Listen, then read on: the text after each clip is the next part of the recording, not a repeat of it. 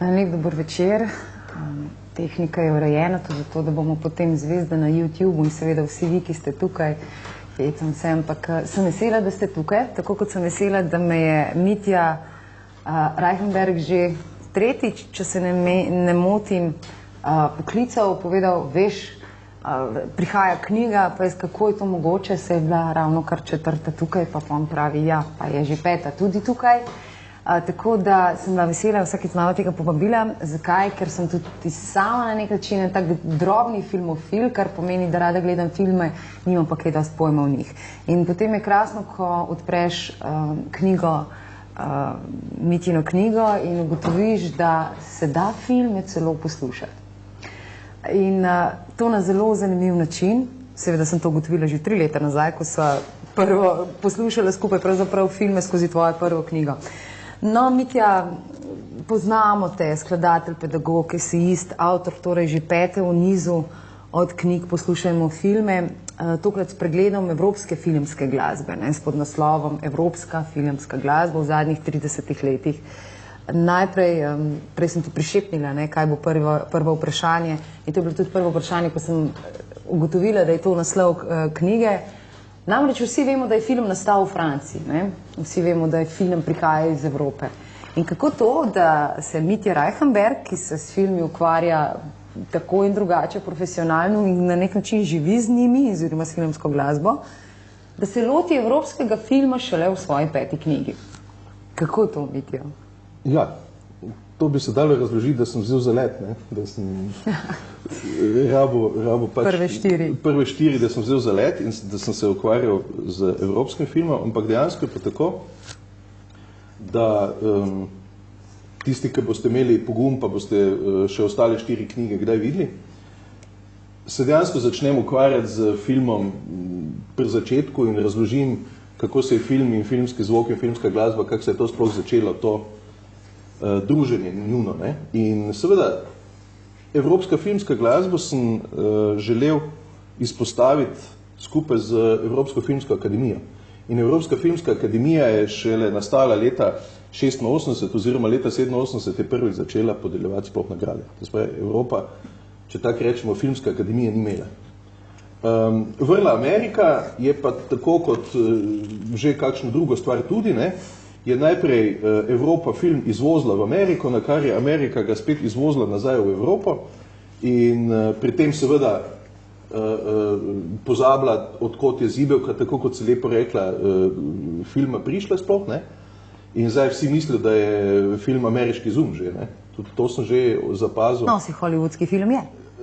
Ja, seveda je, ampak 3/4 komponistov za filme so pa bili Evropejci, ki so zbežali, da jih ni ena ali druga vojna tukaj upepelila in so zbežali pač tja zato, da so lahko filmsko glasbo delali.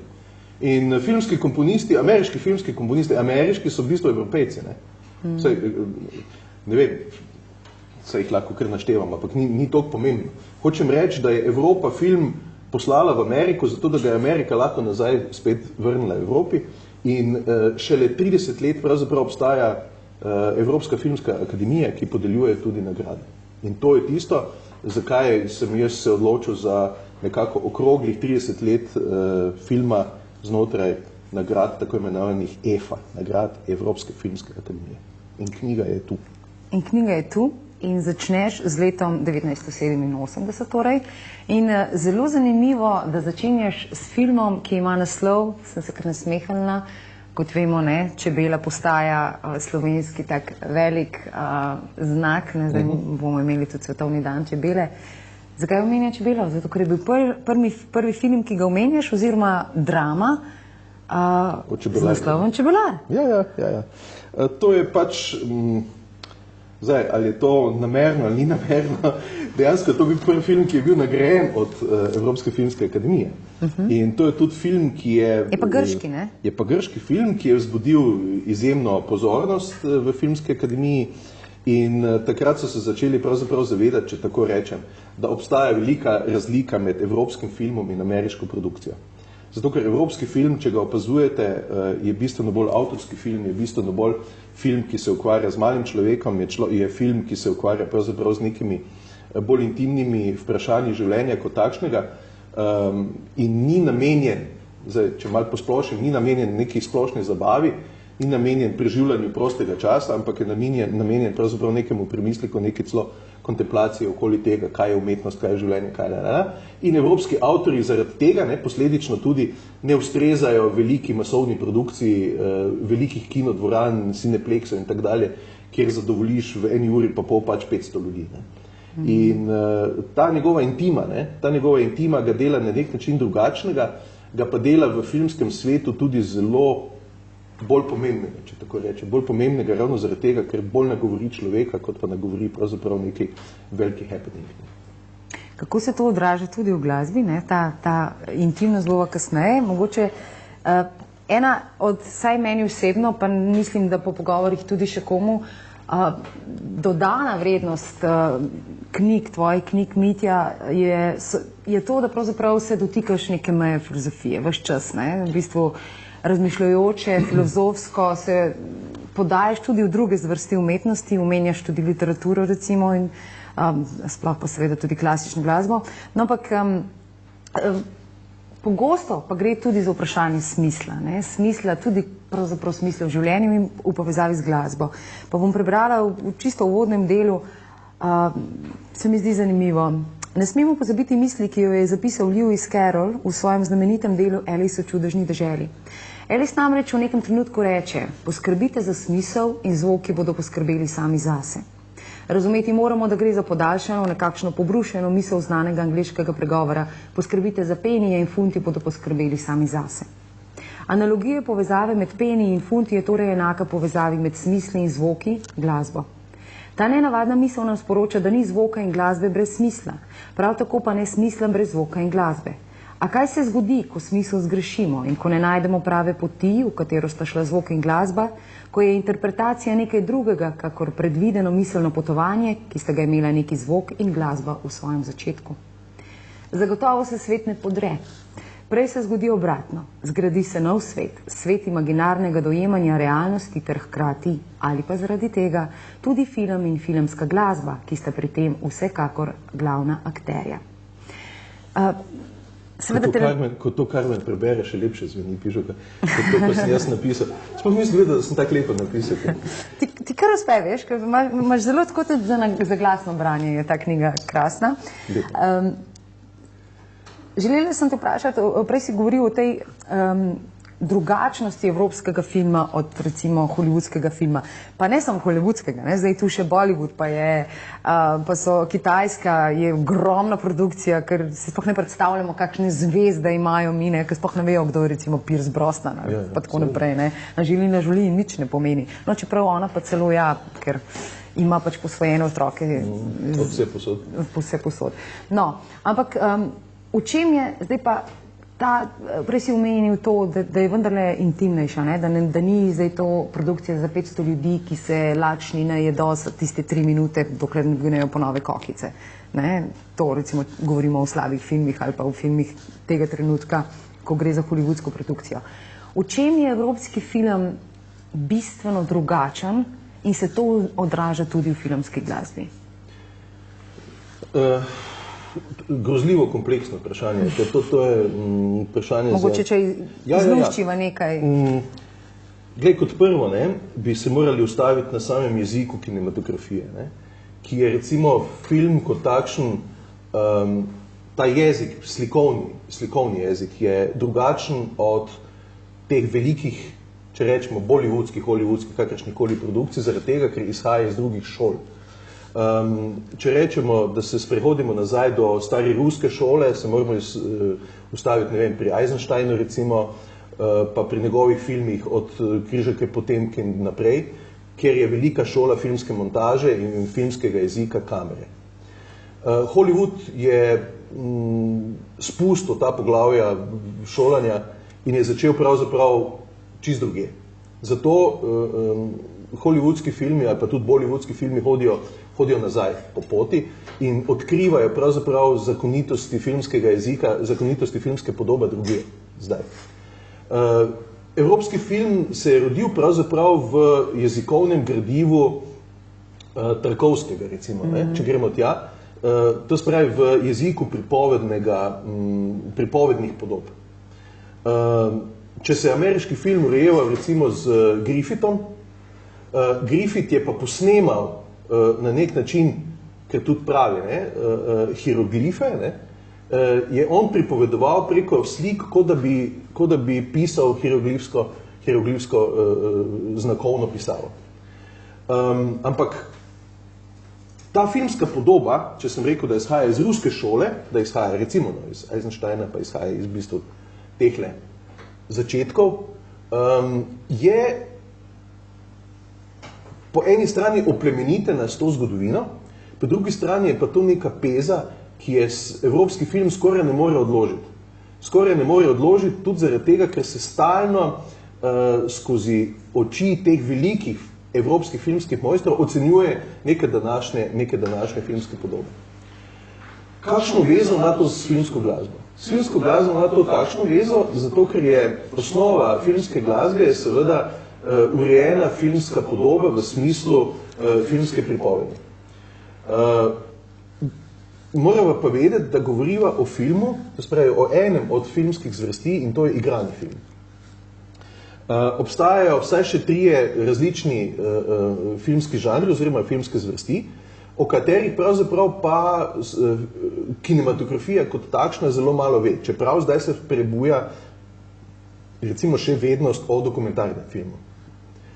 Rečemo, da imamo igrani film, pa imamo dokumentarni film, zelo malo se ve o eksperimentalnem filmu, na nek način se pa kar nekaj ve o animiranem filmu. Eksperimentalni film je bil tisti film, ki je recimo dal glasbi bistveno več prostora in bistveno več poudarka kot igrani film. Zakaj? Zato, ker je eksperimentalni film temeljil na filmski podobi, ki izhaja iz likovne umetnosti in ne iz pripovedne umetnosti v smislu Griffithovih hieroglifov. Spravi, njih eksperimentalni film ne zanima zgodba. Sploh ga ni. Sploh zgodba ni, izhajamo iz podobe, kaj lahko s podobo naredimo. Imamo pred seboj osnovno idejo filma in to je podoba, ki se znotraj iluzije premika, giblje, kakorkoli, ampak znotraj tega seveda imamo možnost razumeti film kot podaljšek likovne umetnosti. Čeprav pravijo ne likovne, ampak fotografije. Ni res. Fotografija je drugačen medij. Film nadaljuje pravzaprav likovnost. In filmska glasba nadaljuje svojo zgodbo pravzaprav iz konca 19. stoletja, nadaljuje zgodbo velikega romantika Richarda Wagnerja. Spet vedno se vračam na Wagnerja. Zakaj? Zato, ker wagnerijanski leitmotivični element dela, ki ga srečamo v njegovih glasbenih dramah, velikih operah, se pojavlja kot prva rdeča nit, kot prvi fil rouge skozi filmske komponiste, ki želijo v filmu pravzaprav ujeti, rečemo, nekega duha ideje in to idejo seveda skozi film in nek leitmotiv peljati. Evropski film se seveda naslanja, če rečemo, da je imel svojo zgodovino v tej evropski filmografiji, ruski filmografiji in francoski in pozneje tudi britanski, ima po drugi strani seveda pezo svoje glasbe v romantizmu in klasicizmu. To se pravi, ima pezo v Mozartu, Beethovnu, Bachu, v teh komponistih. Še današnji filmski komponisti seveda se naslanjajo na tako imenovano to klasicistično šolo in seveda evropska filmska glasba je za uho bistveno bolj dopadljiva, všečna in tako dalje, ker temelji na klasicističnih metodah. Ko pa ti združi skupaj dve metodi, ki sta pravzaprav že v svoji osnovi bratranca in sestrična, potem je logično, da obstaja med njima neka kemija, ne da bi rabili kaj dosti za poskrbeti. In če potem vztrajaš na nekem dobrem, enakovrednem deležu podobe in slike, ki je eno to, se vedno izide, se zadeva vedno izide. Evropski film zato ima zelo malo nekih stranpoti, ampak vedno ta pripovedni duh, vedno ga potegne naprej in skozi tega on tudi pravzaprav vztraja v neki svoji enakosti, podobnosti, zelo redko v neki drugačnosti. Medtem ko velike produkcije so pa videle v tem nek drug moment, videle so namreč marketinški moment.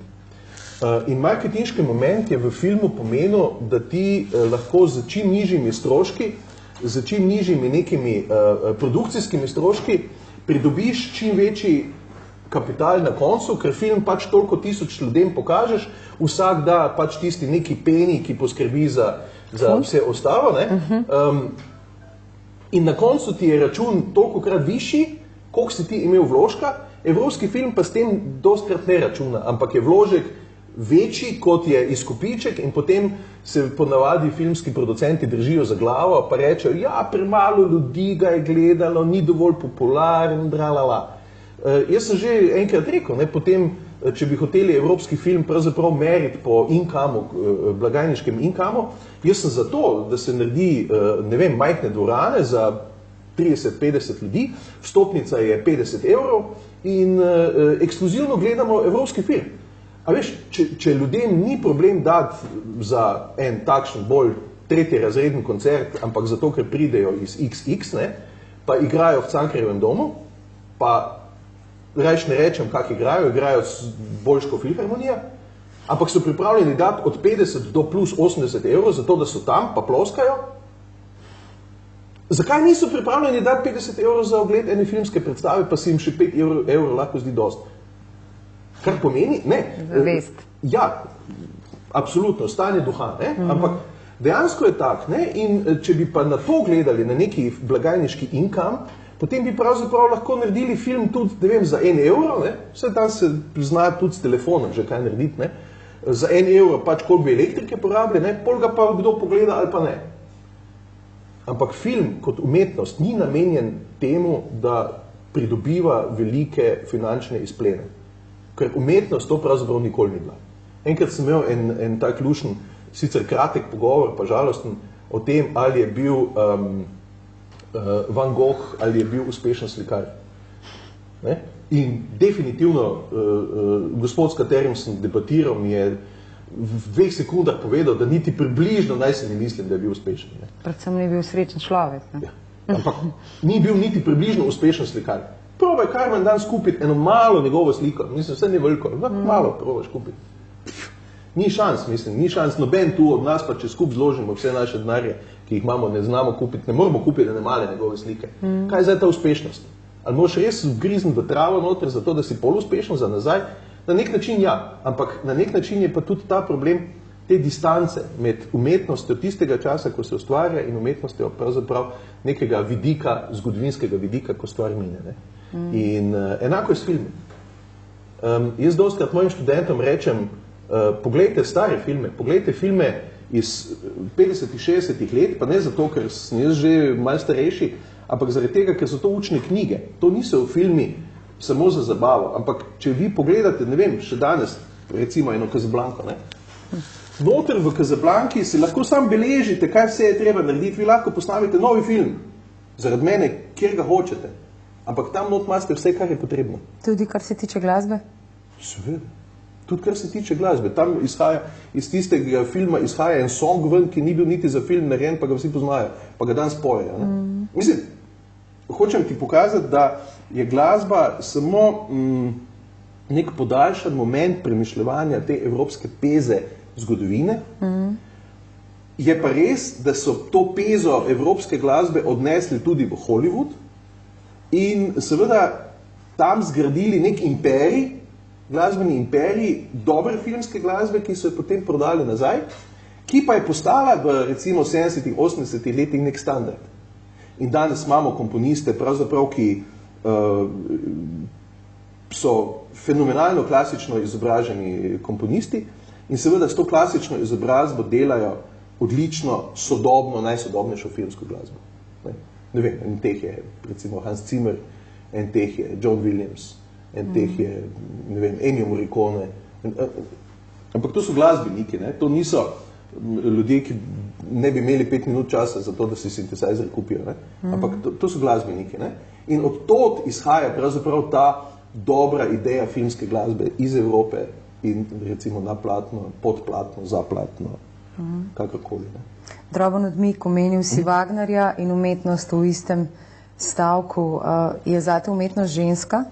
Ja, tako je Nietzsche rekel, ja. Tudi Nietzsche je to vprašanje Wagnerju postavil, ampak Wagner se je lepo je podaljšal, to umetnost je ženska, ampak to tudi zaradi tega, ker je vedno skrivnostna in nedojemljiva.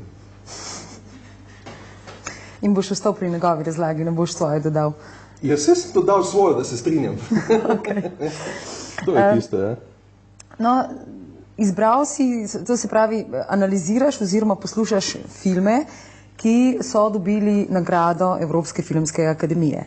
Ampak Evropska filmska akademija od leta 1994, pa če se ne motim, do leta 2005 ne podeljuje nagrado za filmsko glasbo. Kaj to pomeni? Da je vsa ta moč filmske glasbe, evropskega filma, o kateri si zdaj govoril, kaj to pomeni? Je poniknila, je, ne vem, spustila se, ali zakaj niso prepoznavali? Ne? To je bilo 10-11 let ničesar pravzaprav. Dobro vprašanje, na katerega si verjetno tudi opazil, da v knjigi odgovarjam. Dejansko je bil problem v tem, da Evropska filmska akademija ni imela v svojih vrstah komisije, ki bi se bila pripravljena s tem ukvarjati.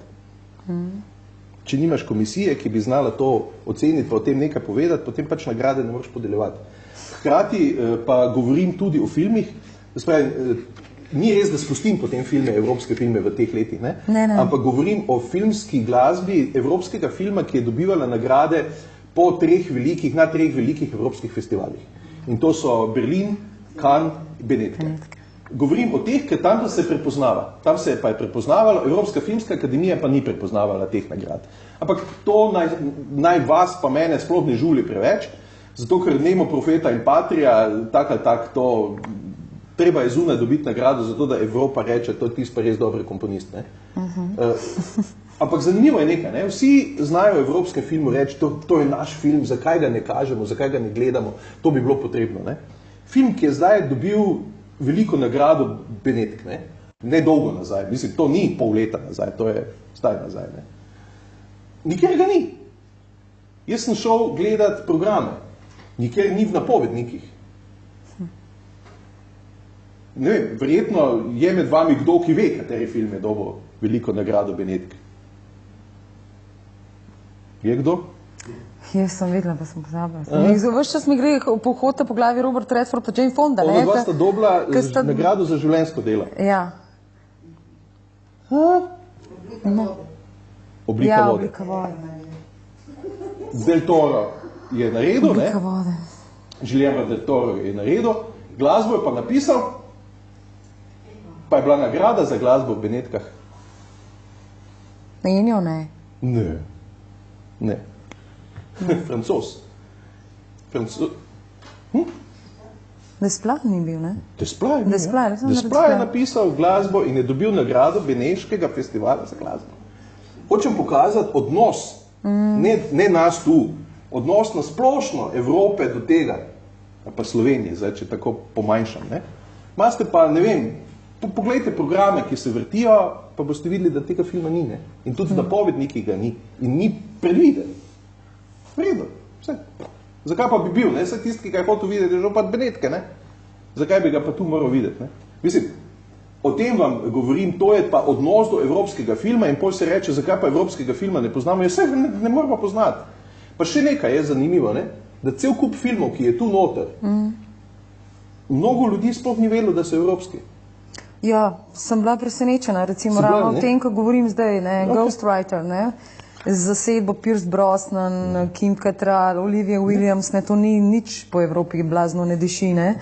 In ko že omenjava Desplat, ne, ko že omenjava Desplat, ne, on je pač, in tu se pravzaprav praviš, ne, tokrat se je prav po naključju ujelo oboje, film leta in glavna nagrada Felix za originalno partituro. Zakaj po naključju? Zato, ker ponavadi je tak, da znajo filmsko glasbo podeliti enemu filmu, ki res ne pomeni v filmografiji kaj dost, ampak glasbeno pa prepriča. Ennio Morricone je nekoč rekel, videl sem že dosti dobrih filmov, ki so imeli slabo glasbo, nikoli pa še nisem videl slabega filma, ki bi imel dobro glasbo. Gre za to, da je ogromno povprečnih filmov, ki imajo fenomenalno dobro glasbo. Dosti je odličnih filmov, ki imajo povprečno glasbo. Redko se ujame, da stopite skupaj pravzaprav in filmski jezik in filmska podoba in zgodba in vse skupaj z odlično filmsko glasbo. obstajajo komponisti ali pa obstajajo po mojem producenti, ki znajo dobro povabiti skupaj. Kar je v tem svetu filmskem še celo zanimivo, je to, da ko se včasih ujamejo tandemi, posebno režiser, komponist, Almodovar pa Iglesias, recimo. Ja, ali pa vsaj v zgodovini, ki je kar nekaj. Ampak ko se ujamejo tandemi, potem imamo skozi njuno življenje teh dveh, recimo, protagonistov, če rečemo, ali pa filmskih protagonistov, mislim, režiserja in komponista, imamo pravzaprav nek njun dialog, ki vodi iz enega projekta v drugi projekt, v tretji projekt. In ko sledite njihovim projektom, ugotovite, da je njihov tretji, četrti, peti skupen projekt že takšen, da pravzaprav komponist naprej ve, kaj bo na sliki, režiser že naprej ve, kaj naj komponistu ponudi. Mislim, v zgodovini imamo kar nekaj tega. Imamo, ne vem, Bernarda Herrmanna kot komponista, pa Alfreda Hitchcocka kot evropskega, ne? Evropski film. In Herrmann je bil evropski komponist in Hitchcock evropski režiser in sta naredila pravzaprav fenomenalne zadeve. Dosti ljudi ne ve, da je pravzaprav Charles Chaplin Britanc, ne? On je emigriral v Ameriko, on je delal pravzaprav britansko komedijo, slapstick komedijo je delal v Ameriki, ne? In skratka, evropski film je tukaj zanimiv za opazovanje, po mojem tudi tam, ko si začela tole premišljevanje zaradi zgodb, ki se jih loteva. Ne? Zaradi zgodb, ki se jih loteva, ker se jih loteva drugače, kot se jih loteva pravzaprav velika produkcija. Ja, ampak jaz mislim, hkrati govoriš o tem nezanimanju za evropski film. Ne? Množično nezanimanje. Množično nezanimanje. Ja. Verjetno, mislim, razmišljala sem tudi, ko sem brala, ker ravno to tudi upozarjaš, ne, zakaj pravzaprav je tako v resnici tako kakovostna produkcija marsikaterega filma popolnoma prezrta. Ja.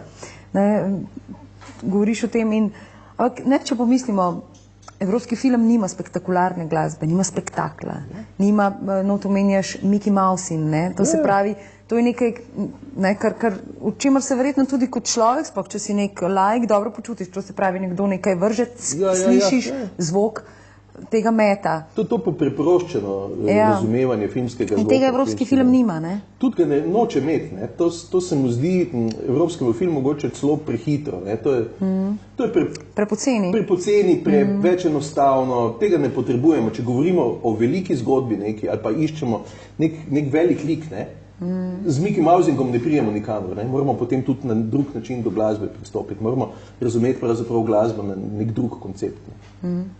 No, absolutno nemogoče je seveda omenjati vse filme, a veš, kakšna je številka? Jaz sem skušala v Kazalu prešteti, pa niti slučajno ne. To smo ti rekli, okrog mislim, da jih je 400? Okoli 400 analiziranih filmov. Nekaj takšnega jih je, ja. No, namreč za to, da se mi danes lahko pogovarjamo, pa da bomo šli še danes domov, sem seveda izbrala nekaj 30 let, pa vsako leto, vsaj 10 je že 300, ne? Pa če še potem zraven kakšnega potegneš takle iz klobuka, pa rečeš tako kot, ne? Smo pa že kar na 100 zraven še, ne? No, zato bi pa izpostavila umetnik The Artist. Zakaj? Ker se mi zdi, najprej si rekel, da pravzaprav Američani hodijo, Hollywood hodi zdaj nazaj, ne? Pa se uči pravzaprav, ne? Grejo po poti nazaj in mi je dal to misliti, ne? Ker govorimo o silent filmu, silent movie, ampak to ni nemi film, ne? Seveda ne. Prehod iz nemega filma v zvočni ton film nikoli ni povsem zavirala sama tehnologija, temveč in predvsem ideologija in le na koncu morda ekonomija. Delo so izgubili vsi glasbeniki, pevci, recitatorji in komedijanti, ki so prej vneto sodelovali pri tem spektaklu in bili njegov zunanji performativni del. Film je omejil gledalca le na platno in ga potopil v temo in črnino, s tem pa ustvaril popolnoma novo magijo moderne dobe. Samim zvokom je postal neodvisna forma, kot zvočni film pa je pokopal mnoge filmske zvezde nemega obdobja, saj se je radikalno spremenil pogled na platno, govoreče glave so postale nove ikone. In zdaj bistvo, ki ga zapišeš, vsakič znova te želim to vprašati, ne, pa zakaj, ne, odkot, kaj te še vleče pri tem poslušanju filmov, ne, ker to je vendarle ni čisto preprosto delo, verjetno, da boš potem povedal, kolikokrat moraš vsak film preposlušati, da lahko o njem kaj napišeš. Pri poslušanju filma, katerega bistvo je, da ga glasba izpopolnjuje, dopolnjuje, interpretira in oblikuje, moramo razumeti, da gre za pristop z veliko mero tveganja. Res je, da je današnja tehnologija bolj naklonjena možnostim, ki jih imajo današnji filmski skladatelji. Res pa je tudi, da je takšna sodobna filmska partitura resnični glasbeni izziv, ki terja posebno pozornost. No in potem imamo tukaj, ne vem, če bom pravilno prebrala francoskega skladatelja, ker je neka mešanica očitno, Ludovic Bours, ni Francoz očitno, ne? On naredi film, kjer je glasba tišina. Ja, on stopi v ta film pravzaprav z eno popolnoma novo idejo. Ludovic Bours je naredil pravzaprav film po stari metodi z novo tehnologijo. Ampak za ta film The Artist, oziroma umetnik, je bilo pravzaprav zanimivo to, da je naredil partituro, vse film, verjetno ste ga videli, predvidevam, da ste ga videli, kateri je že kar nekaj cajta nazaj, pa je dosti razpit bil. On je naredil partituro, ki so jo pač poskusili posneti, ampak niso bili zadovoljni s posnetki, potem so probali to zlepiti skupaj s filmom, pa so to pač gledali, pa ugotavljali, kak je, pa kak ni, pa la. Takrat so ugotovili, da ne, da bo treba to narediti na ta način, kot je film narejen. To pa pomeni kaj? To pa pomeni glasbenike dati spodaj, film na platno, dirigenta spredaj in igrati na film. To, kar so prej odstranili, ne? Nastaviti vseh tistih milijavžnih mikrofonov, glasbenikom reči 3-4 zdaj, dirigent gleda film in lovi pravzaprav to filmsko skupno dialogiziranje. In to glasbo so posneli. Oni so v živo igrali glasbo, seveda v najmodernejšem studiu, digitalizirano, bla, bla, bla, ne tako, kot se je nekoč na one trkove, ampak na ist način, ker so ugotovili, da je to tisti žmoh, ki ga dirigent, glasbenik in vsi skupaj začutijo, ko je pravzaprav film zraven, ker igraš drugače. Jaz kot pianist nemega filma seveda igram vedno ob filmu. Pa gledaš sliko ali gledaš sliko med tem, ko igraš? Gledam sliko, seveda gledam sliko, zato ker lovim sliko tudi, ampak hkrati s tem pa na nek način tudi dam vtis tistemu, ki gleda, da gre za eno umetnost, da gre za umetnost dvojega, ampak za enovito umetnost. In takrat se pravzaprav zlije zvok in slika do tiste mere, pravzaprav, da jih več ne moreš ločiti, da jih ne moreš več raztrgati na razen. To je ena izkušnja izpred let, ko je ena kolegica peljala svojega 10, takrat 12-letnega sina poslušati en film, ki sem ga igral, zato ker je pač hotel slišati, kako to zgleda. In mi je pač rekla, povej, kdaj boš igral kakšen takšen film, da bo za fanta primerno, da bo to, ne, ok. Potem sem igral nek film, sem rekel, daj, pridite gledati, pa sta prišla gledati. In po uri, pa pol, koliko je film trajal, ne vem, uro 20 ali 2 uri, ne vem. Se zunaj vidimo in fanta vprašam pač tisto, no in kako ti je bilo všeč, zdaj si pa videl, kako to deluje, pa fant nekaj tak v tla gleda not, pa čevlje, če ima zavezane, pa tak se opazuje. Pa mu rečem, se mi lahko poveš, če ti ni bilo všeč, sej, jaz vse prenesem, sem že dovolj star, da me ne preseneti nič več. A ti je bilo všeč, ni ti bilo všeč, pa je on rekel, ja, saj, ne, ker mama pa mu je pol rekla, ja, povej, no, ti si hotel ga slišati, kak igra, pa tak nekaj mečka, pa pravi, veš, saj sem na začetku sem tak nekak, se mi je zdelo fajn, pol sem pa pozabil, da igraš, pa sem film gledal. In to je to, ne? To je ta umetnost, ne? To je tisto, ko pravzaprav, ker jaz igram tam v neki črnini, no, v neki temi, ne? Sploh pozabiš, da je tam nekdo, ki nekaj počne, ne? Ker se ti zdi to, kar vidiš, in to je ta magija, veš, o kateri pišem, ne? Se ti zdi to pravzaprav ena in ista zgodba, ki se To pomeni, glasba, ki je ne opazimo, filmska glasba, ki je ne opazimo, je najboljša. To je spretno obrnen taki sofistični trik, ne? Ampak ni, ne? Ker pol je najlepša obleka tista, ki je nimaš na sebi, ne? No, to se tudi marsikdo strinja, ampak... Ja, ampak meni se tudi zdi, da zna biti lepa obleka, veš, na nekem lepem človeku tudi lepa, ne? Absolutno, se hecam, ne, ampak to so se spomniš pogovarjala, ne, da pravzaprav je najboljša glasba takrat, ko te ne zmoti, ne? Ko te ne zmoti, da, evo, zdaj že mene citiraš, ja? Ja, tako bi rekel, ne tista, ki je ne opaziš, ker opaziš, če te zmoti, tista, ki te ne zmoti v nekem doživljanju, ne? Tista, ki se spoji pravzaprav s tvojim doživljanjem celotnega dogodka. In to je tisto. In takrat je glasba tista, ki stopi, pravzaprav, jaz temu rečem, iz platna ven, ne? In te nagovori in nastane pravzaprav tista magija, ne? Tista magija, ki ne veš, a film traja 2 uri, ali je že 1 ura mimo, ali bo še dolgo. Mislim, ko pa začneš med filmom na uro gledati, pa je nekaj narobe, ne? In dejansko... Če pa zapreš oči in samo poslušaš, je tudi kaj narobe? Nič ni narobe. Očitno je sliko nekaj narobe. Zanimivo, ne? Apropo temu, kar si zdaj rekel, danes smo se pogovarjali z enim starejšim prijateljem, ki zelo spremlja predvsem klasično glasbo, ker je bil sam saksofonist, da je že upokojen. In je zagledal na mizi to mojo knjigo, ki sta bila z mojo mamo na kavi in pravi, veš, kaj pa mene moti, ne, na telih komercialnih, da mi ne pustijo, ne, takoj, ko je konec filma, že udarijo z reklamami. Ne. Zakaj mi ne dovolijo špice z glasbo? Ne? In mi je dalo misliti, ne, in potem sem rekel, zakaj pa rabiš, ne, špico z glasbo? Vse filma je konec. In je rekel, ne. Mi manjka konec, ker je glasba ne pravzaprav tista, ki bi mu na nek način je rekel, takrat lahko potem zaprem oči in skontempliram, kar sem gledal. Zakaj delajo to? Poleg tega, razen tega, da pač morajo plačati račune. Jaz bi te vprašal, kdaj je konc filma? Ja, meni je, ko je ga konec, to se pravi ne, ko je prva reklama po koncu. Ne? Ko je cel bobno odvrten, tam je konc filma. Saj knjiga ima tudi zadnjo stran, ne? Vse ne nehaš čitati na polovici, pa rečeš, No, pa tudi na platnici že kaj prebereš. Ima tudi začetno špico, ima film, ne, na začetku. Zdaj, že dolgo je trend pravzaprav, da na začetku ni več filmske špice, ne. Film začne direktno, ne, z nekim, kaj zvem, ne, direktno vas postavi, medias res, ne. To je, o tem je, tu se dogaja, ne. No, ampak tu filmska glasba zelo trpi, ne? Seveda, nekoč se je film začel kot uvertura, kot opera, ne? No, ampak tukaj meni ni logike, ne? Če nekdo da ogromno denarja, recimo, za filmsko glasbo, kar verjetno včasih tudi dajo pri velikih filmih, potem pa tega nihče ne sliši, razen vmes. Čim je fora? Da komponist dobi veliko denarja. Ne vem. Zato, da se ga ne sliši. Ja, zato, da se ga ne sliši. Ne znam ti reči, ampak najdaljša filmska špica do zdaj v zgodovini je še vedno pri Gospodarju prstanov, ne? Pa je kdo gledal do konca? Koliko pa je dolga? Veš, nisem gledal. Mislim, da je 28 minut. Čakaj, koliko je pa film?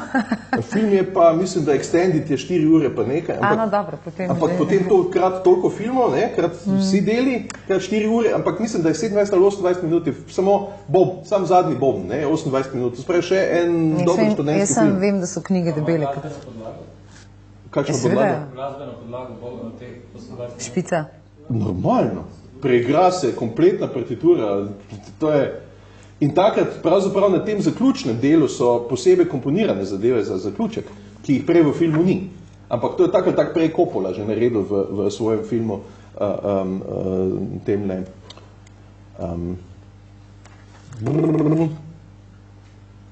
o vampirju... Intervju? Ne, to je bilo kasneje.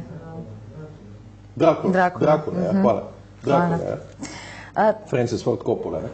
On ima od Annie Lennox song na koncu, Love Song for a Vampire, ne. Je Annie Lennox dala na koncu v filmsko špico.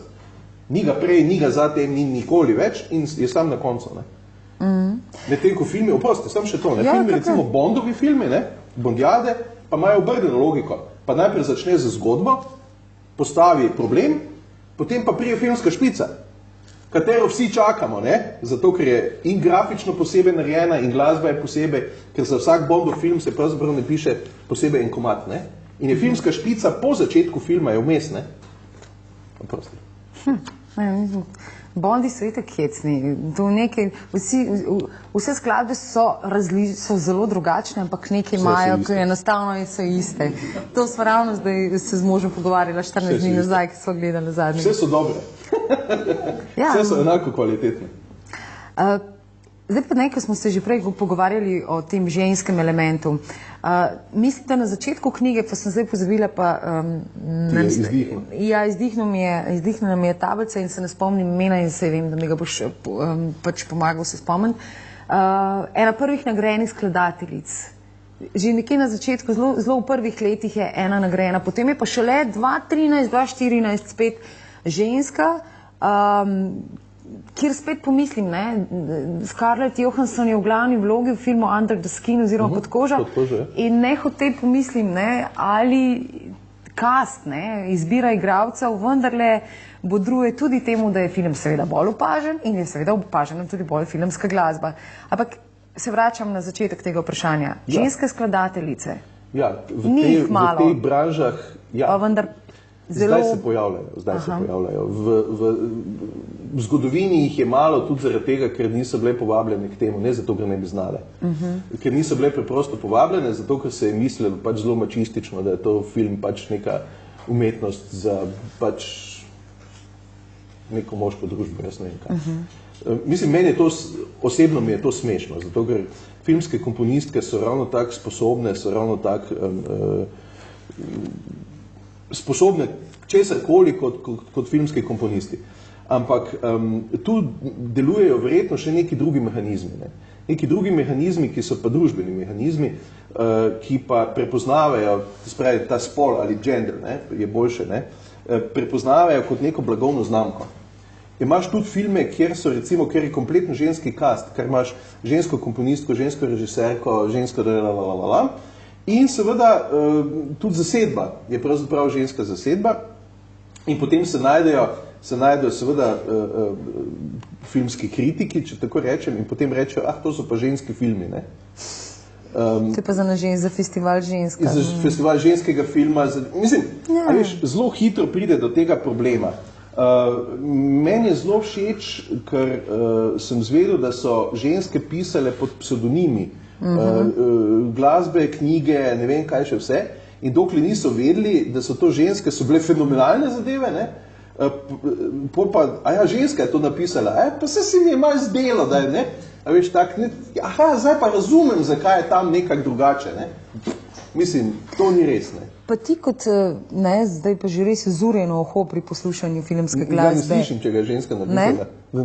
Kak? Ja, ne vem, če neka druga... Ne, to je, ne. Ne, tist nekaj, si se mi je zdelo, da je drugače, Ja, tist vse se mi je zdelo, veš, to je ta štos za nazaj, za nazaj smo vedno pametni, ne moreš to reči, prepoznati, mislim,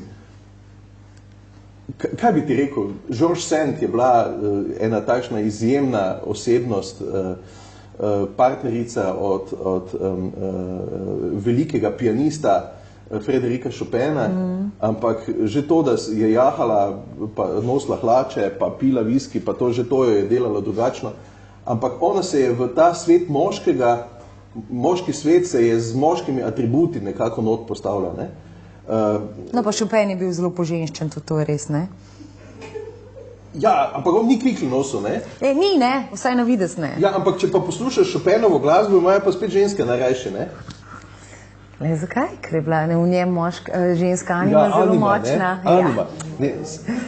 Ampak, meni so všeč te kombinacije, ampak jaz mislim, da v filmu, če ga poslušamo ali pa gledamo, ne moremo prepoznati, ali je to ženska režiserka ali ne, zato ker recimo ena velikih ženskih režiserk zdajšnjega časa je Sofia Coppola. Res da izhaja iz familije, Coppola familije, ki je filmska familija, Ampak Sofia Coppola je naredila film, s katerim je ven prišla, to so bili Virgin Suicides, to se pravi deviški samomori, S tem je ona podrla, pravzaprav ona je Cannes dobila, ona je dobila vse nagrade, ki so bile možne, ampak film sploh nima te ženske note, če bi lahko rekli, je takšen, pa drugačen, pa bolj roza, pa bolj mehek, pa bolj sladek. Ne. Ona je z jezikom pravzaprav filma šla naprej in ko obvladaš ti neko obrt, je čisto eno, ali obvladaš kot ženska, ali obvladaš kot moški, ali obvladaš kot transvestit, ali obvladaš kot marsovec, ali obvladaš kot zelen, rdeč, rumen, črn, vijoličast, ni važno. Če obvladaš obrt, jo obvladaš, ali pa je ne obvladaš. In če obvladaš neko obrt, tisto obrtjo pravzaprav nekaj pokažeš, nekaj narediš, je spet čisto vse eno. Zadeva je na koncu nek dober projekt, nek dober film, neka dobra glasba. Ali pa neka slaba glasba, ali pa nek slab film.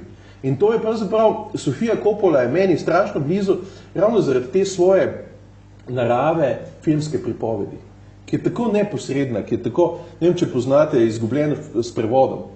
To je tudi en tak njen film, mislim, ko gate vtrga, Ampak kaj pa je bistvo tega filma, ne? In to izgubljeno s prevodom je potem postalo pravzaprav krilatica za, oprosti, cel kup nekih zadev, ne? Izgubljeno s prevodom je ratalo pol že nek sinonim za nekaj, pa skratka, ampak ideja je lik moškega in ženske v tem filmu, ki je prastar mit, s katerim se Coppola ukvarja. In oprosti, če se na ta način ukvarja Sofija s filmom, je čisto eno, ali je ona, ali je ono, ali je oni, ali je ne vem kaj še vse. En tak fenomen v filmih, recimo ta vprašanje spola, sta brata Vahovski, ki sta brat in sestra in zdaj sta sestre Vahovski, ne? Namreč, naredila sta točno to, ne? Zdaj, kaj film definira? Njuna spolna usmerjenost ali neusmerjenost, ali kako izgledata, ali ne izgledata? Najprej sta bila brata, potem sta bila pa brat pa sestre, ne? Zdaj sta pa dve sestri, pa še vedno delata, ne? Ampak, ne, mislim, da sta zdaj že, ali zdaj sta pa spet brat pa sestre, ali kaj? Ne, vmes sta bili sigurno dve sestri, 100% sta se zmenila, da sta sestri. No. Ja, ampak kakorkoli, ne? No, ampak jaz vendarle mislim, da se neko dojemanje, pa ne, tako kot ne govori, jaz nikoli ne želim govoriti niti o ženski pa moški literaturi, ampak dejstvo je, da je nek odziv na svet je drugačen. Ja, se profilira, ne?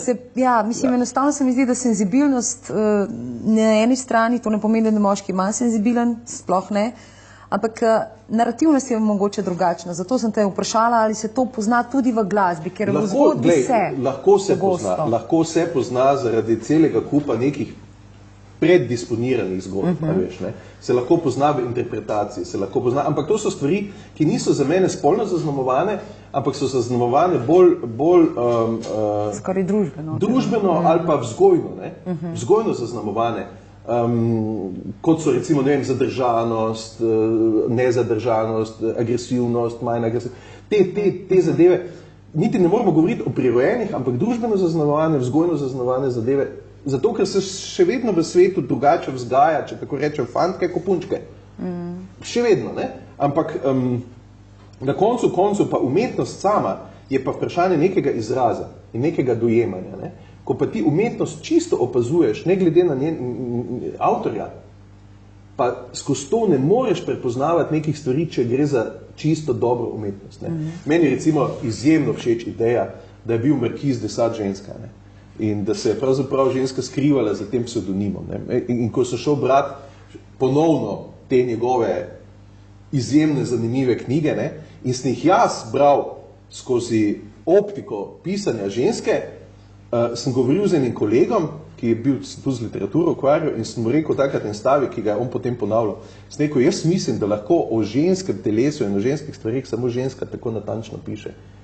Kar pomeni, da obstaja resna teza, da je Marquis de Sade bil ženska, ker samo ženska lahko na ta način piše. In ko začneš pa to čitati... Pa tudi tem sem te govorila, Ko pa začneš na ta način čitati, pa rečeš pa, Madonna, kaj pa če res ne? Ampak na koncu je izdelek tisti, ki nosi celotno zgodovino, ki nosi pečat tega, kaj je in tako dalje. Tako da to, mislim, to igranje moško-žensko mi je izjemno zanimivo. Ne? Saj vemo, da recimo v zgodovini glasbe ženske niso imele vstopa recimo dolgo na glasbene odre, ne? Niso smele nastopati, niso smele peti, niso smele igrati inštrumentov, niso smele nič, niso se smele javno izpostavljati, ne? In zato ste imeli v glasbi ste imeli kastrate, ne? Ki so peli ženske vloge. Do nedavnega, ne? Imate še Dunajsko filharmonijo, ki so se ob tla metali, zato ker niso hoteli sprejeti ženske noter v svoj ferajn, ne? Dunajska filharmonija je bila moška domena, če tako rečem, ne? In potem so pa začeli malo ženske, ne? Ampak jaz mislim, da je vprašanje, Karmen, v neki sinergiji, ne? Veš, in ko pride do neke sinergije in je umetnost na koncu nek dober rezultat te sinergije, je pa čistli vseeno. Absolutno strinjam, če lahko to dodam. Rekel si, ali obvlada posel ali ne. Ja. Kdo v Sloveniji oziroma ali v Sloveniji obvladamo posel filmske muzike? Ne. Bo tukaj zaključila? Ne, se ni šole. Se ne šola teh ljudi, kako naj nekdo obvlada posel, če se jih ne šola? Se jih v Romuniji šola? Seveda se jih šola. Se jih? Se imaš šolo za filmske komponiste, poglej malo po netu, koliko šol ponuja posebej oddelke pisanja filmske glasbe oziroma glasbe za gledališče, film, audio. Torej so slovenski skladatelji filmske glasbe, če se jih sploh potrebuje, ne, to je drugo vprašanje, prepuščeni sami sebi. Svojemu občutku, svojemu posluhu, svojemu življenjski izkušnji. Ja, to je sicer zelo taka, ja, imaš prav, je pa tanek let, ne? Je tanek let, ja, so prepuščeni temu. S tem, da se danes da iti poslušati, gledati filmsko glasbo, da kurze narediti, iti k dobrim komponistom, ki predavajo filmsko glasbo po svetu. Danes je svet zelo majhen. Danes se da pravzaprav priti do znanja na druge načine, ni potrebno samo v akademijo iti, ne?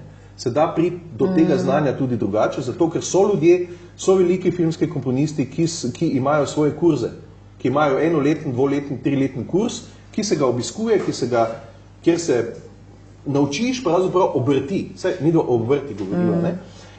In to znanje, ali so filmski komponisti opremljeni z nekim tem znanjem, pomeni, ali obvladajo neko obrt. Ne? Zato je bil moj odgovor toliko kratek. Ne. Zaradi tega, ker ni pravzaprav tu predvidenega šolanja za takšno stvar, ker so zato, dobro si izpeljale, prepuščeni sami sebi, ampak niso prepuščeni sebi, ker obstaja zunaj te Slovenije obstaja en majhen svet, v katerem se pa te stvari dogajajo.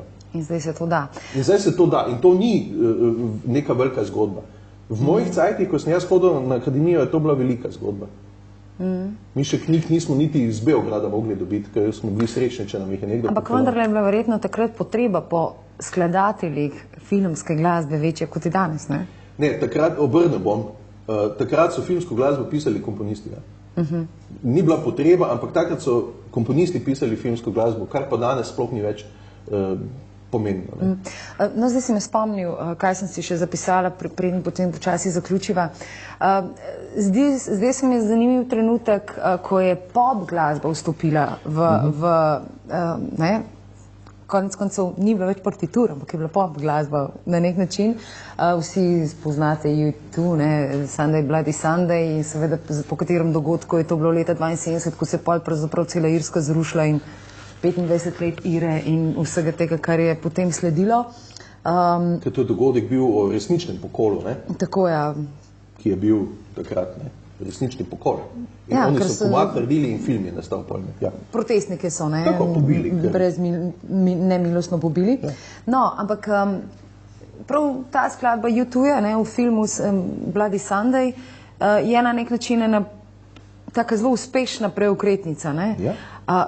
In kaj to zdaj pomeni za filmsko glasbo? To pomeni banaliziranje filmske glasbe, kakovosti filmske glasbe, ali to nakazuje ta trend, ki se še dogaja, da filmska glasba ni nujno zdaj, mora biti posebej partitura za nek film? Ne, ni nujno. Lahko so tudi samo glasbeni citati v tem malo vzeto, tam malo vzeto. Ampak kaj, to še vedno pomeni kakovostna filmska glasba ali to, ne vem, skozi tvoje oči strokovnjakov pomeni, da je to drugorazredna filmska glasba? Ali ne? Odiseja. Znamenita Odiseja od Stanleya Kubricka. Ene note filmske glasbe. Ja, samo tak jemljajo ven, ne samo vzeli. Samo on je samo zbral... Je tudi Bolero not? Tako. Je samo zbral komade od Straussa, od... Take, ki jih uho poznajo. Ja, in je naredil film. Kar pomeni, niti ena nota ni bila napisana za film. Če si omenila pač U2, težko bi rekel, da je to ravno pop, ne? To je že bolj rock. Kasneje potem je... Ampak to je rock, ki pa ima neko drugo svojo vizijo, ima neko svojo malo bolj agresivno vizijo tekstov, zgodb, ki jih prinaša rock, sploh stari rock, zdajšnji ne več toliko, ne? Ampak stari rock je imel ta vizionarski moment. Pa kritičen, ne? Družbeno kritičen, politično kritičen in tako dalje in tako dalje. In seveda na ta način je tudi filmu pomagal ali pa film njemu pomagal, da sta skupaj tvorila neko novo enoto. V filmski glasbi imaš tudi jazz. V filmski glasbi imaš v bistvu vse glasbene zvrsti, če tako gledava. Imaš eksperimentalno glasbo noter. Posebej v evropskem, ne? Tako, posebej v evropskem. Ja, imaš ogromno nekih stvari, pravzaprav, ki so vezani tudi na glasbeno zgodovino, kot takšno. Ne? Se pa glasbena zgodovina se ne konča pravzaprav z 19. pa 20. stoletjem, ne vem, pred 100 leti.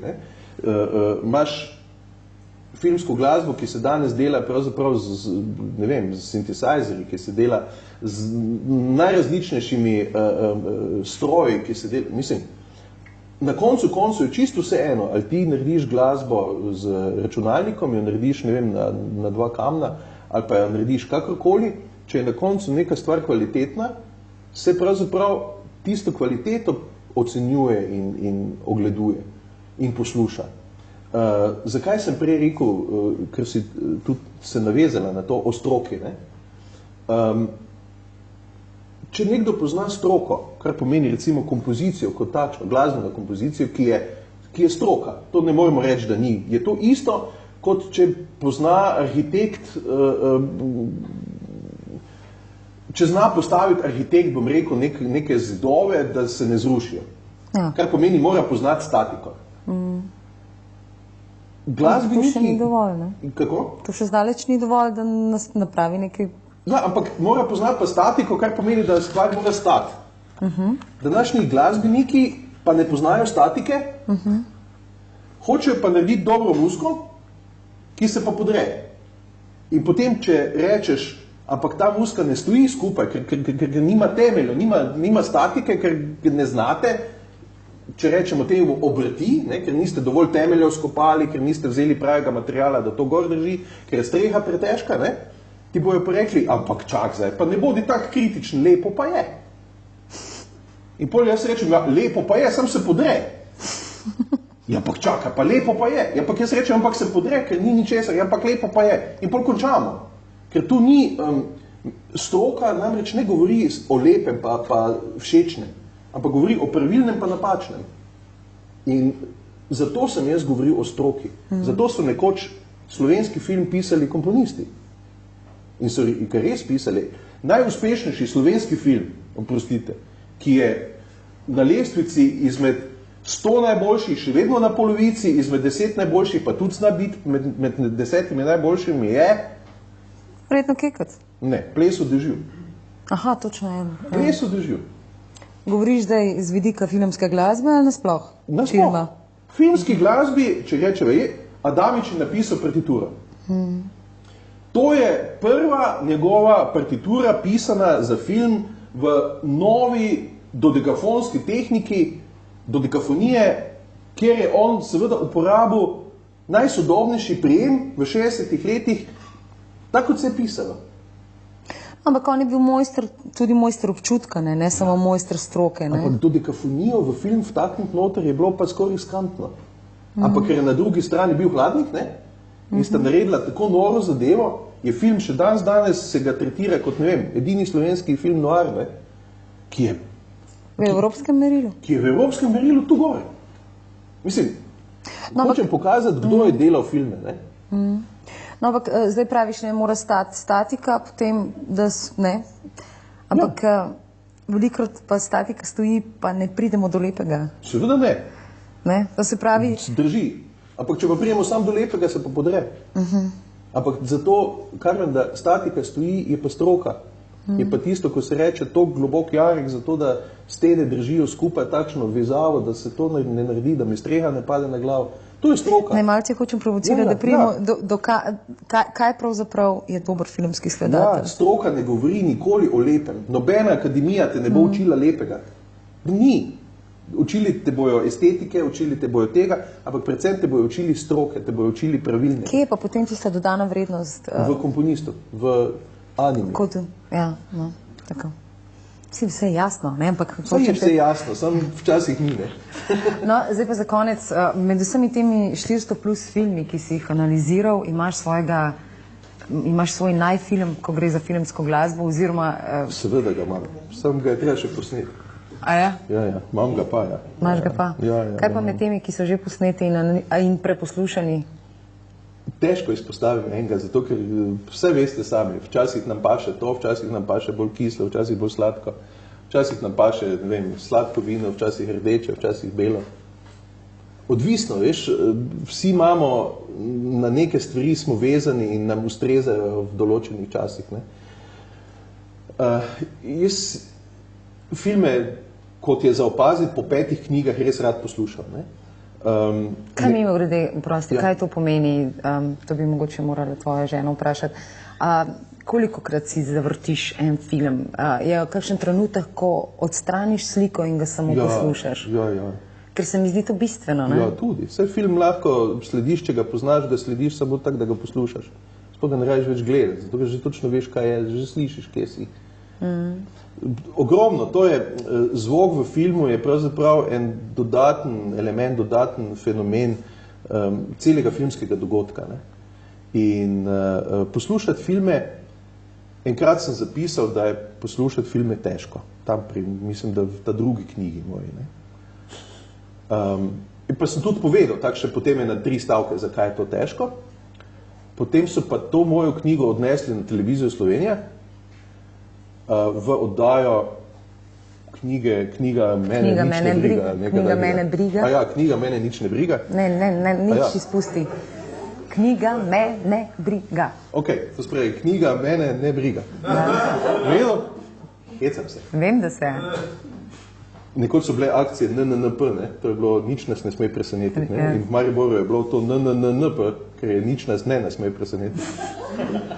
No, skratka, knjiga Mene briga. Ja.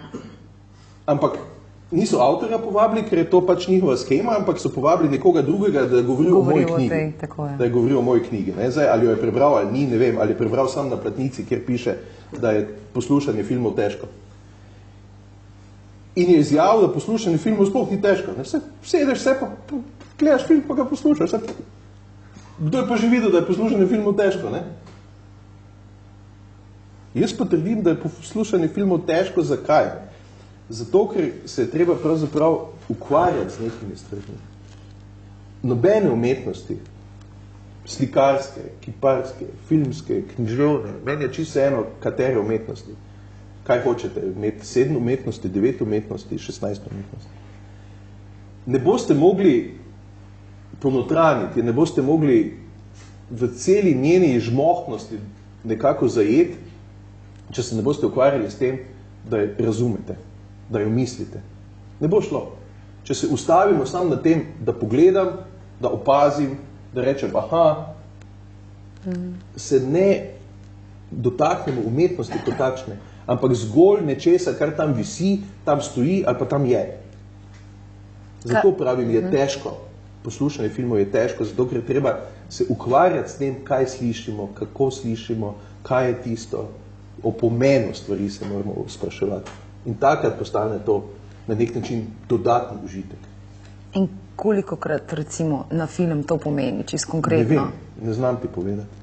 Povprečno, ne vem, film na film. Ga gledaš 20krat, ga gledaš 3krat? Je odvisno od filma? Odvisno od filma, odvisno od dela, včasih samo kak del filma mi izjemno ustreza. Jaz imam zdaj že od januarja tukaj predavanja, lepo vabljeni v sredo, zdaj čez 2 dni, ki se imenujejo, predavanja se imenujejo Poslušamo filme. In moram reči, da so zelo dobro obiskana.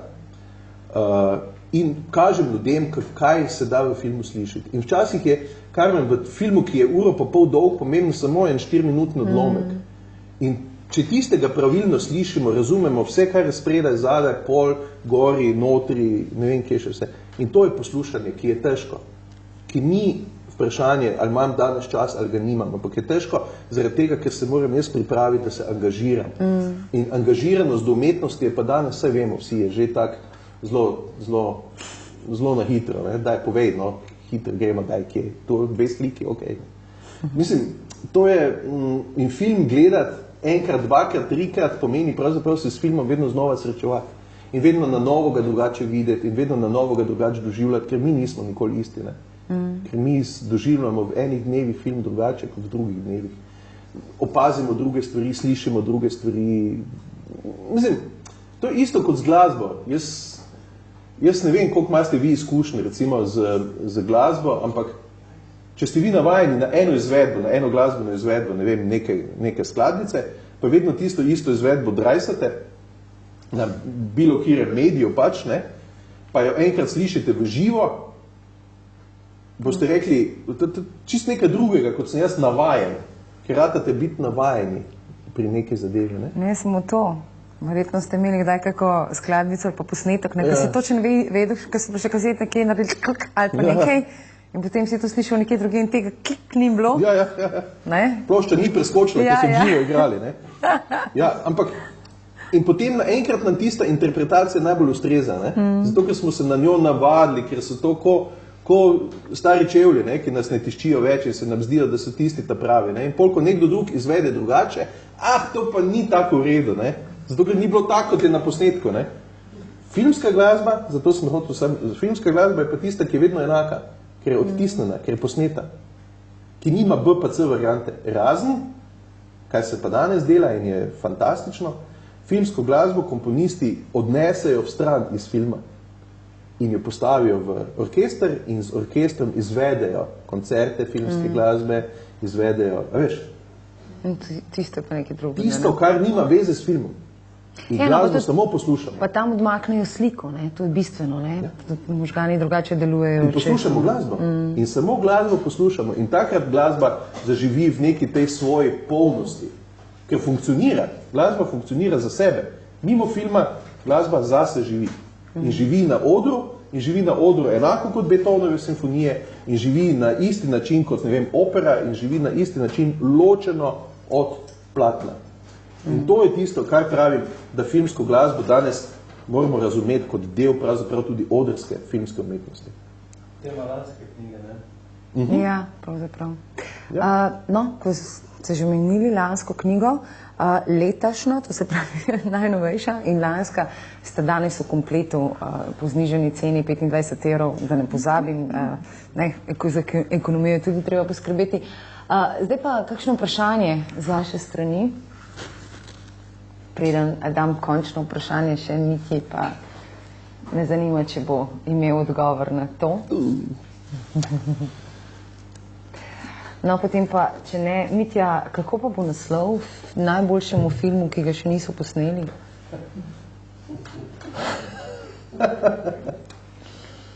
Ne pa hitro skombinirati, ali malo Polanskega, pa malo von Trierja, pa še pa najdeš kaj fajnega. Glej, umetnost je skrivnost.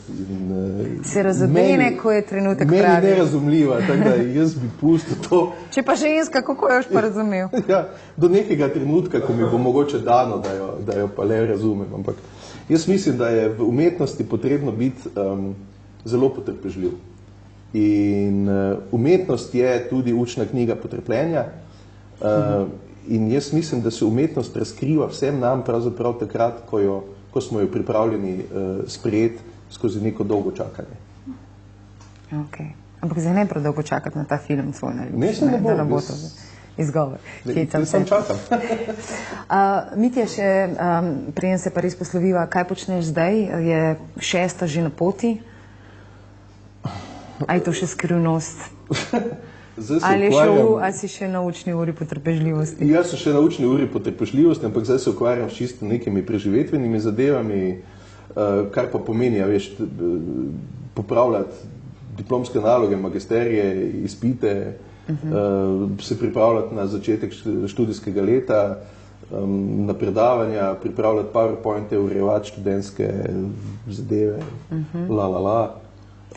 in uživati v poslušanju filmov. Ja. Kateri film si na zadnje poslušal? Na zadnje, kaj sem poslušal? Čak, zdaj pa moram prav pomisliti. Včeraj sem si privoščil en animiran film, ampak konca nisem ujel, zato ker sem moral iti. Ampak imaš špico? Ja. In sicer o Batmanu. Batman, animirani Batman. Ja, ker se mi je zdel, preprosto se mi je zdel fenomenalen, ker je glasba koketirala pravzaprav za temi Batman filmi, ki jih poznamo kot neke nadaljevanke, zdaj malo da ne že. No, in me je potegnila, ravno zaradi tega sem jo poslušal, ker je bil toliko drugačen, ker je bila recimo glasba, malo da ne glasba, ne vem, futurističnega 25. stoletja, medtem ko te podobe in te so bile popolnoma stripovske. In se mi je zdela ta disharmonija, se mi je zdela strašno zanimiva. No. Drugače pa, jaz filme stalno, ko jih opazujem, gledam, poslušam, stalno doživljam kot celote. In kot celote se mi zdi, da taka filmska glasba kot celota pride najbolj do izraza, če jo res ujameš kot eno filmsko umetnino. Drugače pa, ne vem, jaz sem pač filme rad. In očitno oni tebe tudi. Ja, mi je pa včasih nerazumljivo, da se z enimi filmi neka množica ljudi želi poistovetiti in reči, ta film pa je videlo 100.000 ljudi, pa je la. In skozi to, da je ga videlo 100.000 ljudi, se mu prilepi etiketa kvalitete. Kvantiteta ni nikoli garant za kvaliteto. Mislim, pač je tako, ampak v umetnosti je pač tak. Ne? Slikar naredi eno sliko. Ne? In ko naredi naslednjo sliko, je tisto ni ista naslednja slika, kot je bila prejšnja, ampak je spet nov original. Pri skladateljih pa je tak, ne? Mi naredimo eno skladbo in original sploh ne obstaja. Ne? Original je v moji glavi. Vsakokratna izvedba je nov original. Ne? Prav, original ni, ker je sam tu notna. Jaz ne morem skladbe pokazati, kako to je. Ne? Razen, če jo sam zaigram, pa sam naredim, ne? In potem pa je original. Ne? Pa pride ven CD, album, plošček, kakorkoli rečete. Pri filmski glasbi je pa seveda vedno original samo tisto, kar je pri filmu. Ne? Razen potem, ko se jo naredi za oder. In poslušanje filmov je seveda za mene nek poseben postopek razumevanja enega in drugega medija. Ne? Spravi, medija podobe in medija nevidnosti oziroma zvuka.